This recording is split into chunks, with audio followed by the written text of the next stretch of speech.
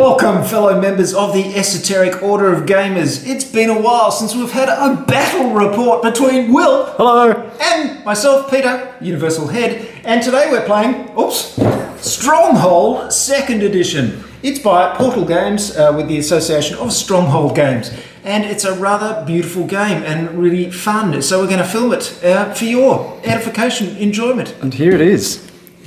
Oh, look at it in all of its beauty. And there's something very special about this game because look at these! Wow, they're amazing. These are some beautiful 3D handcrafted pieces done by Ron Brown, a fellow here in New Zealand who makes these beautiful pieces out of this clay that you can put in the oven and bake into solid plastic type stuff. That was well described, wasn't it? It's genius. Yes. Rob also makes fantastic pieces for Robinson Crusoe, also by Portal Games.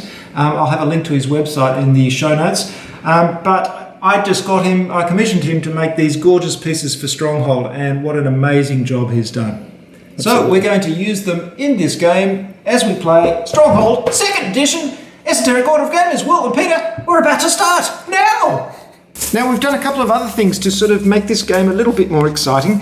I'm using wood from the game Scythe by Stegmaier Games, and also over here we're using miniatures from Battles of Westeros by Fantasy Flight Games as our officer and warrior tokens. They're the ones that come with the game. Not very exciting. Look at those, much better.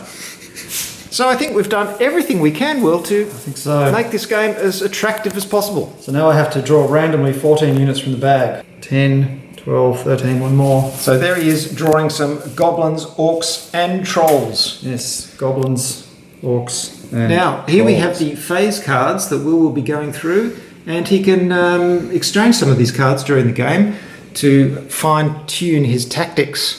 I have a setup here. You can see I've got archers and infantrymen all set up on the walls, and he will be bringing, no doubt, some of these gorgeous siege engines into the fray, and I will be fighting back with various men, and also these custom-made wall sections also by Ron Brown. Look at those, all hand done. Yes, each individually sculpted. It should also point out at this juncture that I've never played this game before, and Peter's played it once. So in usual tradition, we're just bumbling our way through it. So let's see how we go. We've done supplies. Now I can, at a cost of 1 hourglass, exchange any number of these for these. So I'm going to do that. I'm going to exchange my breach card for an artilleryman card, and my, which one was it? The poison card for a bloodstones card. Will has used the opportunity to exchange some of his cards in his briefing, which gives me an hourglass token. So I'm now get an action, and I'm going to spend my hourglass tokens. I'm going to put 2 on training. There we go. And that immediately allows me to remove 1 marksman and place a soldier. Upgrading, don't you see? And then over here, on this training, remove 1 soldier and place a veteran. Bit of hard work done in the sword and shield yard. And then I'm going to place 1 hourglass on spy, so I start getting a spy in training, and 1 down on wall, so I can build another wall section. And that's my go. Your go, Will. Busy little beavers. Oh, Will's grumbling already because I placed a spy. With some spotty spy. Spy on his catapult. How, you may well ask, can a human spy inside a camp full of goblins, orcs and trolls? It's Cunning easy. disguise. He just covers himself in shit. What about the green skin and the warts? Well, a bit of makeup, bit of stage makeup. It's pathetic. Easy. I'm going to have to exchange that card out to get rid of it. So now I'm going to place a machine tile on the space of my choice. So I have to build. Now I've exchanged... Now, remember, you can only build in order, so once you've built something along, you can't go back along your track. What about this resources? Okay, we did that, yes. So I have to build in this... So I have to build a mantlet first. Yes. Okay, and that's at a cost of 4. 4, I say, 4! Yep. Stuff is expensive. It takes a lot of wood to build a mantlet. And a troll or 2 goblins. Yes. And if I do 2 goblins, you get 2 hourglasses. So you either use the high strength units and thus only give me 1 hourglass, or you use the spotty goblins and give me 2 hourglasses. Well, in this case, we'll go with the spotty goblins. The endless decisions in a game of Stronghold. And I get a mantlet. Hooray! Look at that. That'll stop any archery. Yes. Where are you going to place that? I'm going to place that here. So Will has placed a mantlet over there on that rampart, and I've responded by building a ladder, which is this little counter here, and moving a veteran from my barracks over onto the ladder because it gives me an extra space on those walls. So it's well defended over here. It's defended against nothing, but it's well defended. Yes, well defended. And as usual, as the attacker, you're pondering, so many places to attack. Yes. So many defenders. So few attackers. Oh, which have to be that will exchanged. change later in the game, I can assure you, as I'm Excellent. scurrying from wall section to wall section, desperately trying to fight off the Looking forward to seeing that. hordes. So Will's been a sap and played sap, Over here, which enables me to move units directly from my supply to the wall. and in response I played a trap. It's a sap and a trap, except the trap isn't finished yet. It's in the course of being built. Right.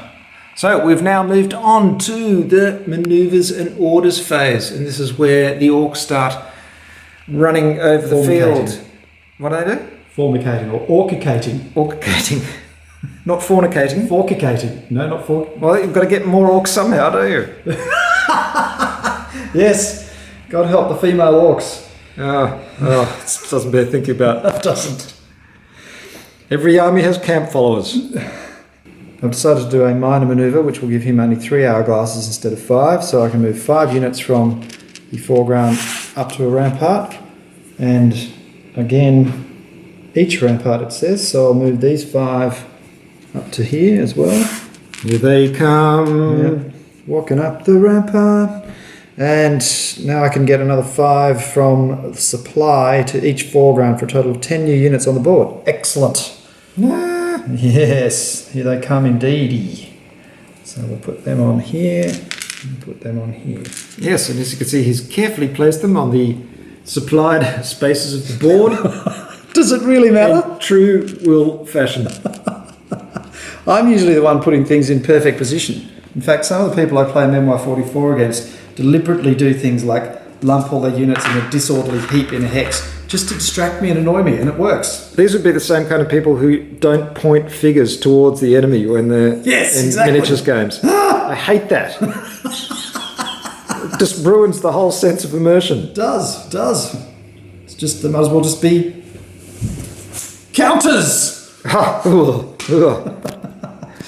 Right, where are we up to? That's So we've done that. that's like not spending outrageous amounts of money for gorgeous 3D sculpted pieces. And we should point out that these, although they look somewhat plasticky, that is not plastic, that is clay, and it's not painted either. Those are the natural colours of the clays that is used there. It very carefully chooses the colours for the clay, and you'll see this especially in the Robinson Crusoe pieces that he makes, because they are very colourful, especially food and things like that, and the amount of different types of clay is quite astonishing. He is a true craftsman. Indeed. So Will has done a minor manoeuvre, and he's moved some of his forces up, and they're starting to get towards the walls, but no one is actually on the walls, so there will be no assault phase this first turn. He's just moving his Gribblies into position. One thing we forgot with that assault, and we'll just do now, is of course the marksmen get to fire. They don't get to fire over here because Will has a mantlet, so he's protecting his units, but they do get to fire here, and I've got 3 marksmen firing at this rampart, so I do 3 strength worth of damage, and I decide what to remove. I could remove 1 troll worth 3, or 1 orc and 1 goblin, or that's my only choices really. So I'll remove... Oh, the hand of fate, look at it. It's coming down to pluck you from Oh, it's existence. tempting to get rid of that troll, but if I get rid of... yes, goodbye. So Will has gone through his phase cards and done some interesting things. He's built a ballista over there. And a mantlet. And a mantlet. Look at that ballista. Peter, in the meantime, has put a trap in here Yes. and a cannon in here. Aha! Going to be Excellent. And welter of considering blood also down there. you just built an artilleryman, which improves the firing ability of your ballista. removing a miscard from the draw deck. Yeah, which is particularly particularly satisfying when you've got a cannon, because when I fire a cannon, I reveal the top card of your hit deck to see if it's a hit or not. And then discard it. No, it gets shuffled back in. But it's good. So the more effective you make your ballista, the more effective my cannon is. Not sure how that quite works on a thematic level, but... No, but and interesting how these rules get revealed as you go along. Well, it's all there in the wonderful Esoteric Order of Gamers summary sheet in front of you. But I haven't read all of your side in great detail yet. So I'm going to do a minor maneuver, and I'm going to bring these guys up. Oh, how many can I fit in here, I wonder? You're obsessed with this wall section. In fact, why are you attacking the wall sections with the officer and the warrior? It's very strange. I think they're feints. 2 feints. Not 1, but 2. Yep. And here, move these fellows up to here. And he's going to go over here. Nope. A soul goblin striking out on his own. That's the feint. This is Will. Thinking. You can hear it. Right, so Will has worked out how exactly he wants to cheat, and it's a recurring theme. Having worked out what should have been there and should have been eligible to attack, I've sent 2. I've done a detonate orcs. Yes, and can I point out, this order in the rules is called Detonate Orcs, but on the token it's called Detonate Chosen. What? Yes, what were you thinking? Yes. Much like another card which refers to the workshop and calls it instead Carpenter. Right, yes, well that's a bit of a terminology fail right there. It's very annoying. 2 terminology fails, but anyway, I can't use this really useful sap card because I left nothing in my supply. This turned out to be a goblin trap, fortunately. So no goblins can go up that path anymore without dying, so that would be futile. But I've sent 2 orcs up, and they do orc detonation effect. Remove any number of orcs at this wall section. Each orc removed destroys 1 wall component. Oh no! So it is the classic scene out of the Lord of the Rings 2 Towers where the guy goes charging for the wall. It is, absolutely. Yes, not really a J.R.R. Tolkien approved scene, that particular one, but it was rather spectacular. Bit of a sop to the, I don't know, what would you call it? The suicide bombing thing, which probably didn't exist in the days of the War of the Ring, I imagine. That made a good scene though, didn't it? So he's taken out the wall sections there, which is pretty disturbing, really. Right. You're naked. There's only one problem, of course, is that we have made another mistake in true Esoteric Order of Gamers form, because we completely missed the ranged combat phase, which could have taken out one of those orcs. Because I've got a mantlet, so it would have made no difference. You do have a mantlet. But I've got a ballista who hasn't fired yet. Maybe that would have had some effect. And I've got a cannon. So let's just rewind time. Let's do a backward move, will you? Right, we're back in the ranged phase. Let's see what happens. So Peter has fired his cannon and managed to kill 1 measly goblin, and I am now firing... That was an orc. Oh, an orc. Yes, all right. I'm now firing my ballista, and I drew, miraculously, a hit card. Aha. So if we look up ballistas... I hit somebody on this wall. Kills 1 defender and 1 invader unit on the target wall section. So that takes out 1 of your exploding orcs, I'm afraid. Does it? Yes. Oh, that's very annoying. But it kills 1 of mine as well, and I will kill off a marksman. Hang on. Who chooses? The person... Oh, you choose, actually. You're right. I'll take the veteran. Thank you very much. Oh, is that true? That's that little red one there. Is that true? There he is. That's horrible. You're standing at the front trying to rally people, and you got to ballista. Anytime your units are killed as a result of combat or action, your opponent chooses which units are killed. Here comes the hand of fate. Right, just to resolve that absolute debacle. So the cannon fire killed an orc, and then he fired his ballista, which took out 1 of his orcs and my veteran, thus allowing Will only 1 orc left, who could then explode and take out 1 wall section. Right, there we go. We worked that out eventually. Phew! As Peter pointed out, it's because we weren't following the handy summary sheet from the Esoteric Order of Gamers that got us into this problem in the first place. What were we thinking? Followed the sequence. Yep. Yes, folks, Will is building a catapult.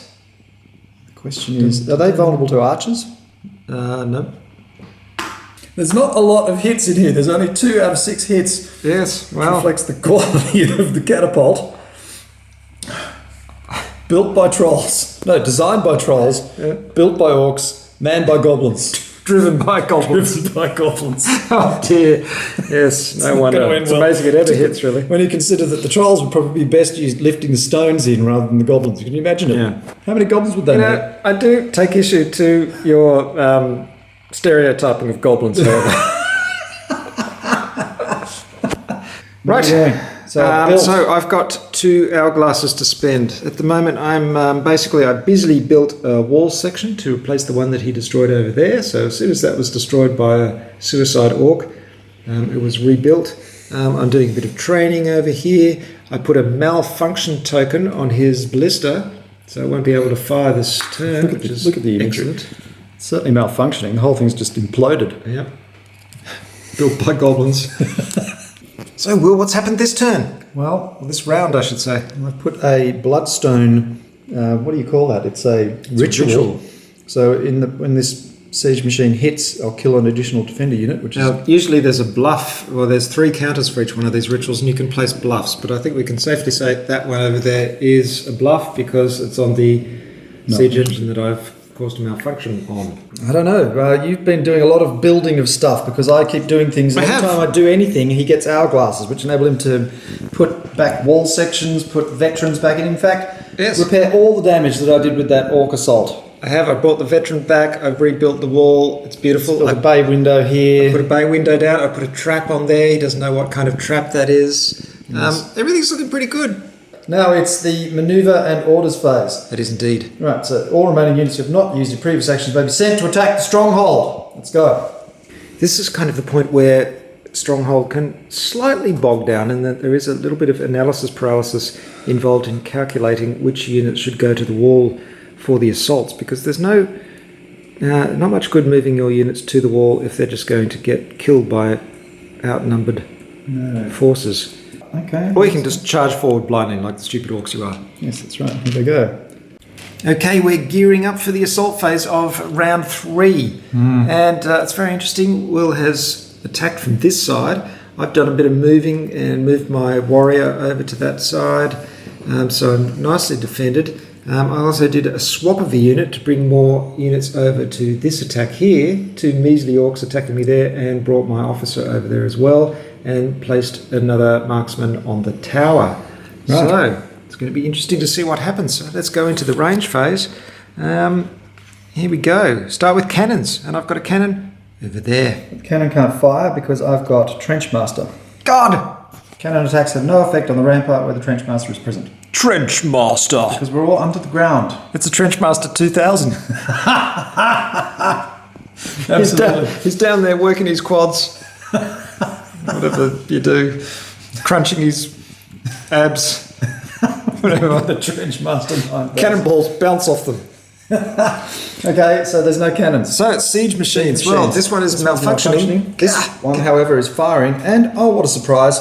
It's got a bloodstone ritual on it. What does that do? On a hit, I kill 1 additional defender unit. Okay, what are you firing at? In fact, what does a catapult fire at? It fires at walls. I'm firing at this wall section here.